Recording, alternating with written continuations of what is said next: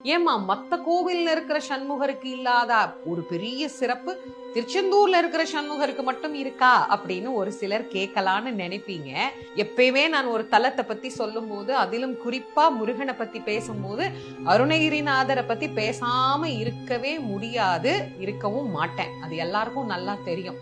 அதனால இந்த தலத்துல அருணகிரிநாத சுவாமிகள் வந்து முருகப்பெருமானை வழிபாடு செய்து சண்முகரை வழிபட்ட போது சிவபெருமானுடைய நடன தரிசனத்தை அருணகிரிநாதருக்கு முருகப்பெருமான் இங்குதான் காட்டி அருளினார்.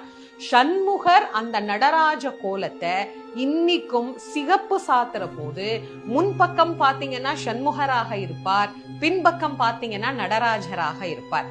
இன்னைக்கும் அருணகிரிநாதருக்கு நடராஜ தரிசனம் காட்டியது நானும் எங்க அப்பாவும் வேற இல்லப்பா, ரெண்டு பேரும் ஒண்ணுதான் அப்படிங்கறத காட்டிய கோலத்தை சண்முகர் பக்தருக்கும் காட்டுகிறார் அப்படின்னு சொன்னா, சண்முகரை பத்தி இன்னும் நான் ஏதாவது சொல்லணுமா என்ன? ஏம்மா மத்த கோவில்ல இருக்கிற சண்முகருக்கு இல்லாத ஒரு பெரிய சிறப்பு திருச்செந்தூர்ல இருக்கிற சண்முகருக்கு மட்டும் இருக்கா அப்படின்னு ஒரு சிலர் கேட்கலான்னு நினைப்பீங்க.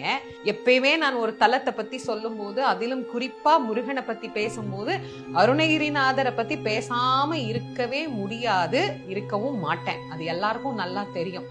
அதனால இந்த தலத்துல அருணகிரிநாத சுவாமிகள் வந்து முருகப்பெருமானை வழிபாடு செய்து சண்முகரை வழிபட்ட போது சிவபெருமானுடைய நடன தரிசனத்தை அருணகிரிநாதருக்கு முருகப்பெருமான் இங்குதான் காட்டி அருளினார்.